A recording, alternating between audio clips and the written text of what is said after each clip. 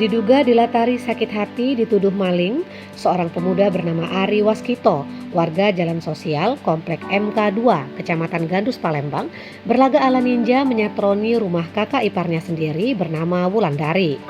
Kejadian tersebut terjadi di rumah korban di Lorong Jambu, Kecamatan Gandus, Sabtu 30 Oktober, sekitar pukul 9 waktu Indonesia Barat. Namun pada saat melakukan aksinya, korban berteriak meminta tolong sehingga teriakan korban didengar tetangga dan tersangka dapat diamankan oleh warga. Ari mengatakan dirinya nekat melakukan aksi tersebut lantaran sakit hati dituduh mencuri barang milik korban. Dikatakan Ari karena sakit hati, ia kemudian mendatangi rumah korban yang tidak jauh dari rumahnya dengan cara masuk dari pintu belakang rumah. Ari mengaku sengaja menutup wajah dengan kain agar tidak ketahuan oleh korban.